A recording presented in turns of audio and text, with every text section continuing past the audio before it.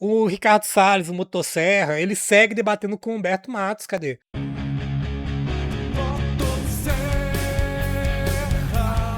Então se inscreva, deixe seu like e é claro, comentar aí também. Bora lá. Não era naquele momento. Se fosse hoje em dia, ele seria um sucesso. Professor Enéas aí já vi que é inspiração para o Humberto. Mas eu queria dizer o seguinte, as Forças Armadas no Brasil sofrem. Primeiro, elas se fecharam dentro do seu mundo depois de 1985, quando acabou o regime militar. A esquerda fez o favor de sucatear as Forças Armadas, denegrir o papel das Forças Armadas, né, colocar contra as Forças Armadas. A esquerda denegriu, é claro. Tem todo o significado tornar negro, que é problemático, mas é sinônimo de difamar, manchar a reputação ou desqualificar algo ou alguém. Eu joguei aqui a definição no Google. A esquerda denegriu as Forças Armadas. As Forças Armadas foram difamadas pela esquerda. São as Forças Armadas que, durante a ditadura militar, praticavam tortura militar, torturando mulher grávida, torturando as pessoas na frente dos filhos, crianças. Desaparecia com as pessoas que aprenderam táticas de tortura com a CIA. Enfiavam um rato em orifícios das pessoas, davam choque elétrico na genitália das pessoas. A gente sempre tem que ressaltar que são essas as Forças Armadas, tá? Essa é a direita que foi difamada pela esquerda durante o regime militar. Mas vamos lá. Armadas, tudo que de ruim pode haver, e elas foram se fechando. Eu acho que as Forças Armadas deveriam diminuir em termos de tamanho e ter um grau de especialização, de profissionalização muito alto. Ou seja, você ter menos gente, esse monte de conscrito que presta o serviço militar obrigatório, gasta uma fortuna com isso, e nós temos que ter menos gente mais profissional. Menos gente mais profissional aonde? Nas fronteiras, principalmente. Você vê tropa espalhada em São Paulo, Belo Horizonte, Rio de Janeiro, o interior do Brasil. Não tem nada que ter tropa aqui. A tropa tem que estar nas fronteiras. Tem que ter um sistema semelhante ao de Israel. Entrou avião de tráfico de drogas, abate. Entrou barco com tráfico de drogas, apreende e afunda. Ou seja, vai para o confronto. Vai fazer igual o Donald Trump também, né? Afundar os barcos. Os barcos que, afinal, né, nem são de traficantes, nem transportavam drogas.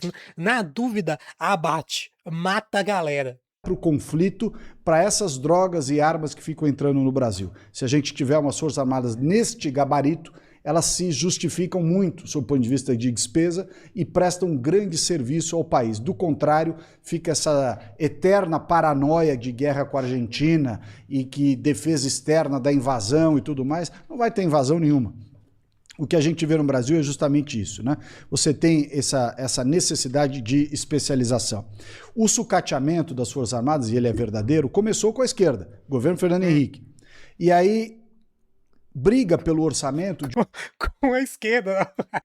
Também fiquei confuso momentaneamente. Fernando Henrique, esquerda, fez a privatização em larga escala de empresas como a Telecom, de toda a indústria siderúrgica, promoveu reformas de mercado, abertura econômica, beleza. Esquerda, tá bom. De um estado gigantesco que tem um monte de estatal que não precisa ter, um monte de programa governamental que não precisava existir, 40 ministérios como o Lula tem, aliás, todo mundo viajando em avião da FAB. Eu nunca vi esquerdista não gosta de andar de avião de carreira. Nunca na história do Brasil se usou tantos aviões da Força Aérea Brasileira para transportar o ministro comunista do Lula, inclusive... Pelo menos não tá transportando cocaína, né? Igual fizeram no governo Bolsonaro. Pelo menos não é cocaína. Beleza. Aquela ministra que veio ver jogo do São Paulo Futebol Clube aqui em São Paulo com o avião da FAB. Né? Então a gente tem desperdício pelo governo Lula, corrupção, incompetência, um monte de estatais, um monte de programa que não faz nada. Se acabar com isso, sobra dinheiro para colocar nas Forças Armadas efetivamente. Mas precisa ter profissionalismo e uma missão que seja digna da sociedade brasileira na fronteira. Obrigado. Salles, a gente recebeu inúmeros superchats essa noite, inúmeros, inclusive.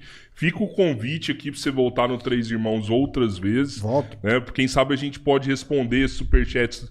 Vou agradecer o principal superchat da noite. tá convidando, esconde a mesa de madeira. Se vai convidar o Salles pra ir de novo, esconde a mesa de madeira. Não dá esse mole não, Rodrigão. Que mandou aqui 20 libras, né? Foi o Rodrigo Falcão. Tá vendo? Chegou a hora, né? Chegou a hora da grama do vizinho ser mais verde, né? Nunca recebi desse chat 20 libras. Nunca recebi, velho. Inacreditável. Que é um assunto que foi tratado aqui, que foi daquela reunião lá com o Bolsonaro, que era de passar boiada, essa parada. Muito superchat Foi respondido, com né? esse assunto aqui essa noite. Um superchat que eu vou ler aqui, vou dar 3 minutos para cada um de vocês comentarem. Quem mandou foi o Coplay BR. Ele perguntou sobre as terras raras, né? Pediu para vocês debaterem sobre esse entreguismo das terras raras, né? Para iniciativa privada e o capital estrangeiro, através da PL 2780/24 e a permanência do Brasil no modelo neocolônia. Se puder falar sobre isso, Salles, 3 minutos e depois vou dar 3 minutos para o Humberto também. Vamos lá, eu acho que nós temos que ter, sim, um controle muito restrito sobre o uso das terras raras, porque é um ativo Que fome, chat, que fome. importante brasileiro. Nós temos que trazer capital privado para investir aqui e manufaturar, né, fazer um processo de agregação de valor sobre as terras raras. Podemos sim receber empresa privada para fazer isso, só não podemos entregar para a China. A China tem comprado infraestruturas no mundo inteiro, portos, aeroportos, usinas hidrelétricas, enfim, eles abusam das posições que... Ele não é contra entregar, tá, chat? Ele não é contra entregar pro estrangeiro. Só que ele tem restrições, né? Só que vamos ver para quem que a gente vai entregar tudo de mão beijada, tá? Assumem, não é só no Brasil, aqui tem exemplos, inclusive no estado de São Paulo, tem portos no sudeste da Ásia, tem investimentos de infraestrutura na África, em tudo quanto é lugar. Como é um país que não tem economia de mercado, não respeita judiciário, não respeita contrato, né? Traz um monte de mão de obra da China para infestar o país de gente chinesa trabalhando nas obras deles. Um pouquinho de racismo, assim, né? Só para dar uma liga, para temperar um pouquinho o argumento furado, né? A preço baixo. Eu acho que essa nossa oportunidade das terras raras tem que ser muito bem aproveitada, mas com países que respeitam efetivamente os parâmetros de economia de mercado, respeitam decisões judiciais, respeitam contrato, né? Respeitam o direito de propriedade acima de tudo. Libras mandou R$5. E Iago, I hope my money encontre you bem. Tchau. Obrigado pelos R$5. Vindo de Libras, inclusive, né? Vai lá, vai, Salles. São questões fundamentais para o Brasil ter parceiros na terra rara. Estados Unidos é um bom parceiro, os europeus são bons parceiros. Aliás, o Lula, que andou fazendo um discurso ideológico disso, foi lá oferecer terra rara para os Estados Unidos. Nessa reunião que ele teve com Donald Trump, um dos assuntos que o Lula foi fazer foi se rastejar lá para os Estados Unidos, mas, por outro lado, dá uma série de oportunidades indevidas para os chineses. Os chineses podem ser bons parceiros comerciais para a gente exportar coisa, até eventualmente alguns investimentos no setor privado. Infraestrutura com chinês envolvido é risco. Qualquer atividade estratégica do país com chinês envolvido é risco. Terra rara, exploração de terra rara no Brasil é risco. Chinês não respeita. Não funciona, reclamar não funciona. Você vê que é quem chora mama, né? Chinês não é transparente, chinês não é um parceiro leal para essas atividades. Pode funcionar para a parte comercial, para o agro, para a produção de carro, BYD aí, que eles fingem que produzem no Brasil, mandam tudo já desmontado, só monta aqui, né? Conseguiram, através de lobby, um monte de isenção e incentivo fiscal lá na fábrica da Bahia, mas essa turma é boa de conversa. Chinês é bom vendedor, mas entrega pouco. Humberto, comenta aí pra gente terras raras.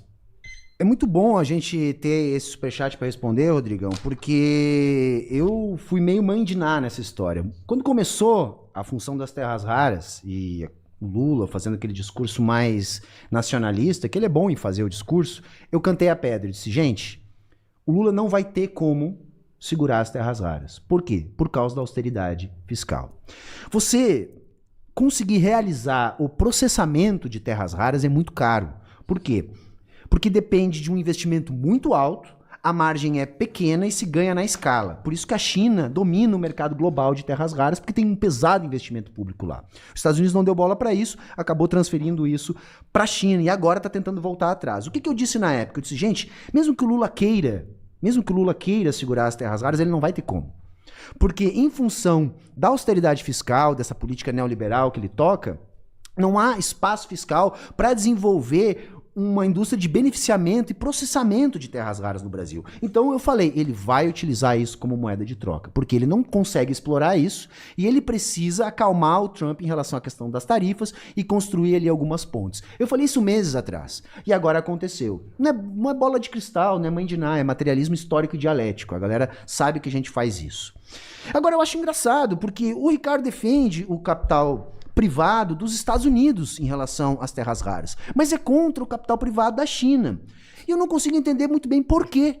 Né? Me parece preconceito, na realidade. Porque a China... Quando... É pura xenofobia, velho. O problema é bastante étnico. Né? Assim, tanto que ele não cita particularidade nenhuma de contrato, assim, de acordo, nada disso.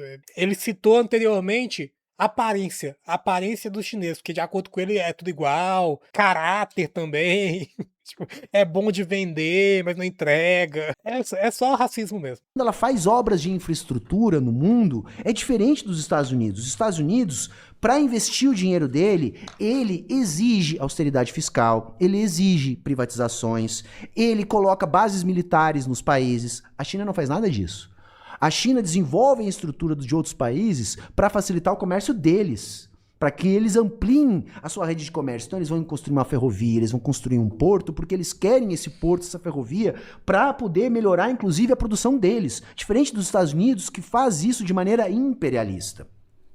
Saca? E eu acho uma coisa meio maluca a gente falar que a China não respeita contratos.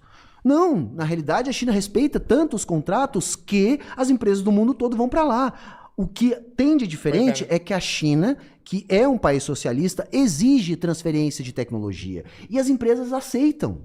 Não é um roubo de tecnologia. A empresa ela pode escolher, olha, você quer vir para cá, tem que transferir tecnologia. Se você não quer transferir tecnologia, não venha. E mesmo assim as empresas vão para lá. E eu concordo muito, Ricardo, com a questão das fronteiras que você falou na questão do militar. Eu só acho meio ruim a gente usar Israel, que é um estado terrorista, ilegítimo e genocida, que faz um apartheid social, como um exemplo de forças militares. Eu acho que é um péssimo exemplo utilizar Israel. E, poxa, FHC de esquerda, aí você forçou, né, cara? Humberto, o realista moderado perguntou aqui: Humberto, o que você tá achando da surra que a esquerda vem levando na América Latina nos últimos anos? Só no passado 2025, a esquerda foi derrotada em todas as eleições que tiveram nessa região. É que, assim, o que a gente tem que entender é que essa centro-esquerda, que quando chega no governo, começa... Eu tô tentando terminar esse debate o mais rápido possível, eu tô com fome, chat. A negociar com a direita, ela abandona o povo, ela faz política de gabinete e perde apoio popular. O exemplo clássico disso é o Boric no Chile. Veja, a gente teve um forte crescimento da esquerda, depois de muitos protestos no Chile. Inclusive os comunistas lideravam em algum momento as pesquisas. No entanto, não conseguiram emplacar o seu candidato e elegeram o Boric. E aí o que o Boric fez? Ele caminhou para a direita. Ele deixou de fazer o enfrentamento. E isso desmobiliza o povo. Quando a gente olha para o que a Cláudia Sheinbaum está fazendo e para o que o Gustavo Petro estão fazendo, lá eles têm apoio. Lá eles conseguem ter alta popularidade. Por quê? Porque diferente dessa esquerda moderada que quer sempre negociar e não usa o povo como instrumento político, como eu defendi aqui, essa esquerda ela se desmobiliza. Isso tem a ver com a crítica que a gente faz ao lulismo. Veja, os lulistas gostam de nos acusar de estar fortalecendo a extrema-direita porque a gente é crítico ao Lula. E o que a gente diz? Olha, a gente é crítico ao Lula, mas não é a gente que fortalece a extrema-direita. Quem fortalece a extrema-direita é o Lula não cumprir a promessa. É esse governo onde o neoliberalismo continua existindo. com austeridade fiscal, com privatização de rio, com privatização de tantas outras coisas que a gente não pode tolerar. Então é isso que fortalece. Assim, dá pra criticar com toda certeza. A crítica é sempre válida. Mas criticar com a verdade também, né? Criticar com mentira não vale.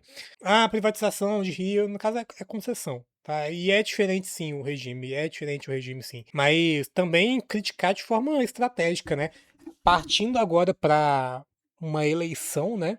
Contra o Flávio Bolsonaro, eu não vejo muita pertinência em críticas ultra-esquerdistas ao governo, não, sinceramente. A direita é um governo de esquerda meia boca. É um governo de esquerda que não tem força, não tem dentes para morder, né? É um governo de esquerda que se rebaixa. E aí as pessoas acreditam na proposta, mas quando o governo se constitui, as propostas... É a esquerda liberal, né? Ou, sei lá, chame como quiser, social-democracia, social-liberalismo. Mas é de esquerda, mas esquerda moderada, né? Esquerda liberal. não se realizam. Isso desmobiliza. É o caso da esquerda que perdeu aqui na América Latina. Assim, não. Reclamar só funciona pra mim, tá? Com vocês e o patrão não dá, não. Exatamente, negociar com o patrão não funciona, não. A esquerda que vence aqui na América Latina é a esquerda que vai pro pau, que vai pro enfrentamento, que usa o povo mobilizado na rua como uma força política. E ali, nesses locais, nesses locais não há queda de popularidade. Então o que enfraquece a esquerda é o rebaixamento do programa político da esquerda para contemporizar com a direita, para tentar fazer política de gabinete. Esquece do povo, só lembra do povo na época da eleição. Aí politiza o povo. Mas durante os 4 anos esquece o povo e governa com os eleitos. Este modelo ele está esgotado. Nós precisamos de um modelo onde a política seja feita durante os 4 anos com o povo, e não apenas utilizando o povo na hora das eleições para ganhar a eleição. E tá falido realmente. O presidente tem como ir na TV e falar o que tá acontecendo e chamar a população pra rua. Ele não faz nada ótimo. Enfim, tá falido esse modelo. A gente tá perdendo, né? Historicamente perdendo há bastante tempo, né? E perdendo bastante cada vez mais. As coisas estão se alterando em direção à extrema-direita. Prosseguir desse jeito é só entrega. Só entrega cada vez mais. São concessões, mas concessões têm que ser feitas. Essa esquerda é a que perde popularidade. A esquerda que mantém o povo mobilizado é a esquerda que ganha popularidade. O que você acha disso, Salles? Essa surra que a esquerda vem levando aí na América Latina? Eu acho que lá vem show de atrocidades. O reconhecimento de que o modelo da esquerda só traz pobreza. Não é à toa que a América Latina, que é renitente em modelo de esquerda, é um continente pobre, um continente que não se desenvolve, que se perde na demagogia, que se perde nessa história toda do politicamente correto. A culpa da América Latina não se desenvolver, né? O suposto subdesenvolvimento da América Latina é a esquerda, de acordo com ele, tá? Não é a intervenção estadunidense, não, que financiou as mais terríveis ditaduras aqui. Depois, presidentes, depois chefes de Estado democraticamente eleitos, escolhidos pela população, depois regimes legítimos, né? Tá? Legitimados pela população e impôs assim, regimes ditatoriais que duraram décadas e que entregaram os recursos da América Latina para o estrangeiro, fizeram abertura de mercado, desindustrialização em massa. Beleza. A culpa do subdesenvolvimento da América Latina, com toda certeza, parece ser da esquerda, né? Parece da esquerda. É intancável, velho. Intancável. Que a esquerda traz, um monte de hipocrisias, né? Eu queria dizer só que eu acho que não tem capital privado chinês, lá o governo participa de tudo, então não dá para comparar investimento americano com chinês, porque chinês tem sempre governo no meio. Estados Unidos não, tem empresas mesmo, estrito senso, como deve ser o capitalismo. Com relação E governo também. O governo estadunidense ele é utilizado pelas empresas para abertura de mercado estrangeiro. Por exemplo, né, o exército. O exército, quando os Estados Unidos se empenha em um esforço de guerra em outro país para abrir mercado de outro país, em busca de petróleo, de abertura de fronteira comercial. É simplesmente assim que acontece. Aplicando tarifas para outros países, aplicando sanções para outros países que não realizam a abertura comercial da forma como os Estados Unidos demanda que seja, né? Da forma como as empresas estadunidenses demandam que seja. É por isso que o Humberto Matos, no tópico anterior, né? Agora há pouco mencionou bomba atômica, né? Tem que ter bomba atômica, tem que ter soberania pelo meio da força, do esforço bélico, de ter tecnologia de guerra. Porque senão o mercado estrangeiro desindustrializa o outro país na marra. O país que não consegue se defender. A parte de roubar a tecnologia, a China rouba mesmo, tanto que a Embraer tem uma história muito grande. Quando eles montaram a empresa lá, a China foi lá e copiou tudo. FHC esquerda. FHC, claro que ele é esquerda. Ele fez uma política de liberação de drogas, fez uma política anti-armas, fez uma política de aumento de tudo quanto é terra indígena, apoio ao MST, quilombola. O Fernando Henrique e a Dona Ruth, ela é mais até do que ele, mas os dois são de esquerda. Eu acho que a América Latina... assim, propôs uma abertura comercial nunca antes vista na história do país. É simplesmente isso. Privatizações, só porque houve demarcação de terras indígenas, logo esquerda. Fortalecimento institucional da FUNAI, que inclusive é órgão estratégico para a soberania nacional, até. O negócio também, o que o Brasil fez durante o governo do FHC, com relação a terras indígenas, foi até um alinhamento com normas internacionais. Não é sinal de orientação ideológica à esquerda. É muito burro, velho. Muito burro. E aí traz a nossa, falando do Fernando Henrique, traz realmente essa turma da esquerda caviar latino-americana. A esquerda caviar latino-americana que foi lá estudar na Sorbonne, que gosta de vinho caro, que se veste bem, uns ternos bem cortados. A turma aqui no Brasil, mais PSDB, mas ela está no resto da América Latina. É o pessoal que gosta do discurso social, gosta de falar dessas coisas, mas quando está no poder vive como um belo de um burguês. Né? A América Latina tem este problema grave, dessa visão esquerdista que acha que o rico é contra o pobre, que acha que o capitalismo não traz desenvolvimento, que é o Estado que vai induzir o desenvolvimento. Ora, essa é a fórmula do fracasso. Não é à toa que a América Latina ficou para trás. A América Latina ficou para trás e continua tendo muita dificuldade de se desenvolver. Porque esta mentalidade anticapitalista, de flexibilização do direito de propriedade, que cria pobres contra ricos o tempo inteiro, de luta de classes, que é um negócio que já acabou há muito tempo. Quer dizer, nós temos realmente... Confia, tá, Chet? Confia. Acabou há muito tempo. Um grande problema em... A gente tá vendo literalmente agora o empresariado, né, o mercado se opondo à redução de jornadas de trabalho. Acabou. Luta de classes é conversa do passado, com toda certeza. São interesses claramente antagônicos. A gente tem uma classe que quer te ver trabalhar até morrer e você que quer ter o básico. Trabalhar em um ritmo que seja minimamente condizente com uma vida que consiga conciliar vida pessoal e trabalho. Acabou, luta de classe acabou. Sistemático, renitente na América Latina, que é essa hipocrisia da esquerda. Toda vez que a esquerda... O problema é a hipocrisia da esquerda. Chegamos a um ponto, né? Enquanto que a esquerda é a favor do trabalhador, a direita é contra a hipocrisia da esquerda. É abstrato. Assume um governo na América Latina, o país anda para trás. Todos, a China, quando investe aqui, ela usa uma atitude capitalista. Porque ela está fora da China. Lá dentro ela... É o Coringa, né? A China ela é capitalista e socialista a depender da conveniência. Quando é para criticar, é comunista. Quando é para dizer que tem desenvolvimento, é capitalista. Em esquerda. Os países da América Latina aqui acham que ser comunista, esquerdista, etc., vai levar para algum desenvolvimento e continua sempre andando para trás. Diga-se de passagem, se a intervenção chinesa na América Latina é capitalista, entre aspas, por que ele se posicionou tão contra investimento chinês no Brasil, se é capitalista, né? É simplesmente por xenofobia, por racismo. Mas a gente vai terminando esse corte por aqui, se inscreva, deixe seu like e é claro, desse comentário também.